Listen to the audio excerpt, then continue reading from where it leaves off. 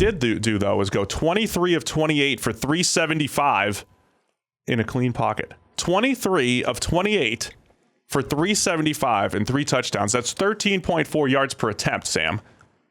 I thought this was one of those games that shows how ridiculously hard it is to break that single game passing record, which I constantly keep thinking is going to go and never does. The one, who's it? Steve Van Buren? Yeah, the 555. Right, like 550 odd yards. Yeah. Every now and again, somebody gets on pace to smash it by like halftime, and I keep thinking it's going to go and just never does. Goff does it once or twice a year. Right. He gets on pace. So this was the game, right? Jameis had 300 yards at halftime and still didn't get there. Yeah, there's a lot to unpack in this one. Let's stick with Jameis. I'm going to be writing him up on the website this week. His most recent run isn't exactly Tannehill-ish, but if Tannehill's on this 8, 9, 10 game stretch that's making the Titans reconsider, or at least consider, do we re-sign him? Do we franchise tag him or whatever? Does Jameis's spot right now in recent weeks, back-to-back games over 400 yards and just putting up a ton of points, ignore some of the interceptions if you want and just kind of know what you're getting into? Is this making the Bucs either reconsider a long-term deal or saying, all right, we at least have to franchise tag him?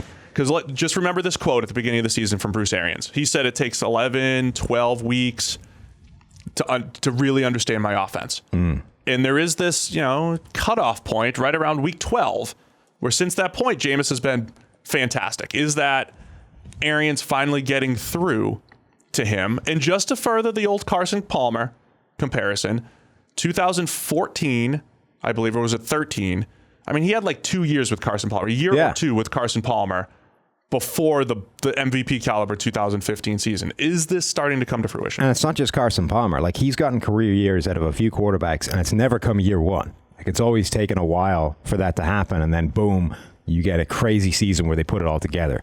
I mean, I do think that that's a potential possibility, right? Is that Jameis and Arians, a year or two down the line, have this amazing connection where he has an insane career season, right? I also think it's entirely possible that we basically spend his entire career saying next year's the year for Jameis. And then it's the same thing every single year. And even since, he's definitely had an uptick, but he's had one game this season with an overall PFF grade above 80, and that was week 2. Although actually that's pending last night. I'm not sure what last night's grade is going to shake out to being yet, but I doubt it's above 80. Yeah, it doesn't look like it's going to be above 80. I mean, in recent weeks, though, it's a bunch of games in the green since week 12. But Jameis is this fascinating quarterback because he is cesium. He is the most volatile quarterback in the NFL. And that in and of itself raises some really interesting questions. So yesterday, Steven Ruiz on Twitter was saying, I don't understand anybody that thinks Jameis Winston is a bad quarterback. And I was like, well, it probably has something to do with the fact that he makes more mistakes than any other quarterback in the NFL. Right? It's not like it's rocket science to determine why people think he's bad. Now, you can definitely argue the merits of those bad plays versus all the good he does, because Jameis still, absurd as it is, leads the league in the percentage of his plays that are positively graded, right? Over all plays, on average, he makes more positive throws than any other quarterback in the NFL consistently. Yeah, right? Year over year. Right.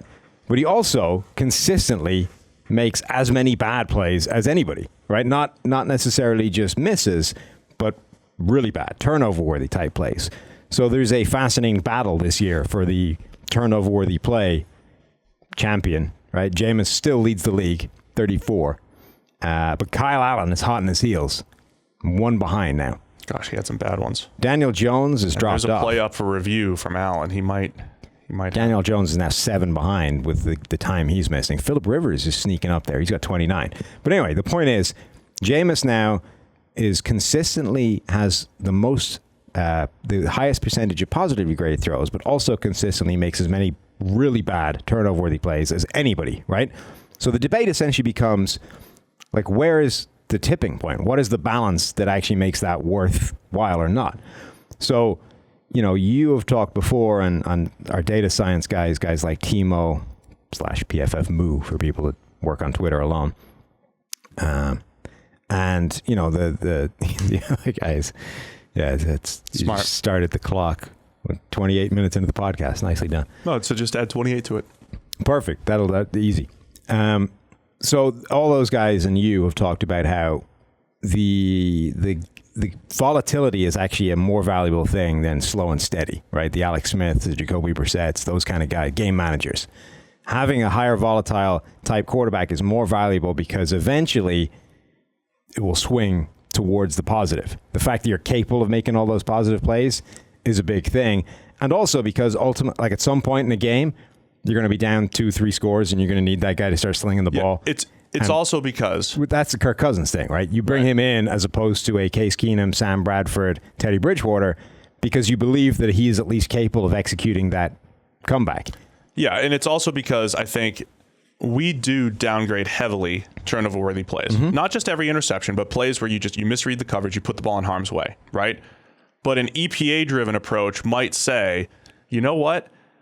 Just an incompletion on third down, because possession of the ball is so important, right? And that's why we downgraded turnover-worthy plays for so long, right? Right. You're losing possession of the ball, but failing on third down or just throwing an incompletion, even though you get 40 yards of punt and all that stuff, you're still losing possession of the ball. So maybe the difference between a turnover and, say, a third down sack or a third down incompletion isn't that strong, right? Plus, in previous years, Jameis had really done a good job of avoiding sacks. This year, not as much. It also depends what you've done between the turnovers, right? So, again, Moo on Twitter yesterday made the point that essentially like 2 first downs and then a pick is basically the same as 3 and out from an EPA standpoint. Yeah, right? it's a good way of putting it, right? So, Jameis never really has a ton of big-time throws. He actually, for the fourth straight year, will have more turnover-worthy plays than big-time throws. Unless he goes on a run. Yeah. You usually, the best quarterbacks are at a 2-to-1 ratio, and then the real best are 3-to-1, 4-to-1 or more. But 2-to-1 is your top 7 or 8. 1-to-1 is about the league average, whatever. So he's below. But the positively graded throws, those intermediate throws, he's moving the chains, right? And I think the point, when I first started talking to Eric Eager about this a few years ago, I said, look, we have a grade on Jameis Winston and Sam Bradford back in 2016 or whatever it was, which is very similar. But Jameis is averaging 5 more yards per attempt down the field. Average depth of target is about 5 yards different. Sam Bradford's setting completion percentage records. He's not putting the ball in harm's way, but he's got one of the lowest percentage of positively graded throws. So my point was how well they played the game might be similar in our grading system, but which one's more valuable? And I think you point to the aggressive guy more than the game manager. And when you have the aggressive guy, you can have games like last week. Jameis Winston had a 77.3 passing grade. It's not a 90, but he still went, 33 of 45 for 456, 4 touchdowns. He had 3 picks in there, but you can create a ton of value there. Yesterday, over 450, 4 touchdowns. The passing grade's not going to be great again. So if you have the guy that's aggressive with good, not great results, can you extract incredible production out of your passing attack? I think you can, and that's the appeal to Jameis. Here's the other thing I want to write about too, is the fact that we always talk about the Bucs defense. What if the defense could just cover a little bit better? I think we talked about this on the pod last week a little bit. What if they just built this coverage unit that was good? And if you look at since week 10, Jamel Dean, Carlton Davis, former teammates at Auburn, 2 of our top graded corners, top 8 corners, both of them since that time. It's a small sample size, but if the Bucs figure it out in the secondary, and they almost just build a unit that's capable of hanging in these shootouts, we could see an 11-win season with Jameis, right? We could. With his volatility. I don't think there's necessarily a right answer to this. I think a lot of people want to act like it's a slam dunk one way or the other. Like this idea that anyone that thinks he's not great or he's not good is an idiot. I don't think it's as simple as that. There are also people that say it's obvious Jameis is way more valuable than a game manager type quarterback. They use Jacoby Brissett. I don't think Jacoby Brissett is a great example because he doesn't actually grade that well. But let's say Alex Smith, right? Even reasonable baseline Alex Smith as opposed to high-end Alex Smith. I don't think that it's a slam dunk necessarily that you want Jameis over the Alex Smith if you have already built a team that tailors itself to an Alex Smith style quarterback. So the Colts this year, they're really good across the board, right? And they have Jacoby Brissett. Let's say they had Jacoby Brissett playing at an Alex Smith level, that might be better than a Jameis who's just as capable of throwing all that away and overcoming the fact that he has the better roster and just going out there and putting the other team in a good position. I think so here's the interesting dynamic. We got to wrap it up on Jameis, but I think it depends on if you build. Tell me when to wrap it up. I will. I'll stop talking when I'm done. Look at that. I think it depends on how you build your playmakers, right? So if you have, Jameis Winston has had good playmakers to throw to. Mm-hmm. He's had a Mike Evans. He's had an emerging Chris Godwin. He's got these guys who win 10 plus yards down the field. If you have those guys and you can build your offense with those guys, you probably want Jameis or guys that are going to win contested catches and all that fun stuff, because Alex Smith's not going to give him those opportunities, right? But if you have a nice Jamal Charles who can create in the screen game, you have a good play caller like Andy Reid who's going to put guys in space and create open throws for Alex Smith, right? Because he'll hit open throws at a high rate, and you have guys that can create after the catch, then you're good with Alex Smith. Either way, it's going to put some pressure on your defense, because with an Alex Smith, you might only be scoring 20 a game, 19 a game. You have to keep the score low. But with Jameis, it's like you got to play well. Like we talked about the Chiefs last year, play well enough to make one or two stops and win the game 35-33, right? Like they did a couple weeks ago. So interesting discussions here. But Jameis, I think, even in his games where he's playing better the last few weeks, turnover-worthy plays, 3-1, 3-1. He's got 1, 2, 3, 4, 5, 6, 7 games with at least 3 turnover-worthy plays. Yeah. So you're talking about like half your schedule, you're going to be playing with fire as far as turning the ball over. But like early career Andrew Luck, some of his games... He can save you from the fire too. Some of his games are just madness. It's just, he's out there slinging it. Half the passes are dimes going to his receivers. Half of them are disastrous passes going straight to the opposition. And really, it's just a case of how that shakes out in terms of balance, right? It's too unpredictable for me to be comfortable embracing as a game plan, right? That's how I would essentially position this.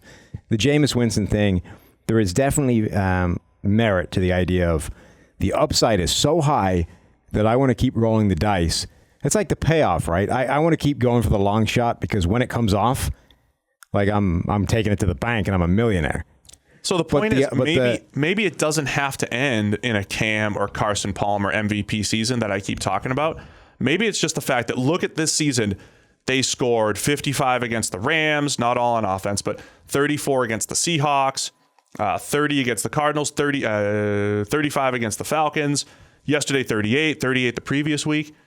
Maybe this is the payoff, but it's like a little bit better, right? You can have a high-powered offense with Jameis Winston at quarterback. Mm-hmm. That's the goal of offense, right? Is to score a ton of points.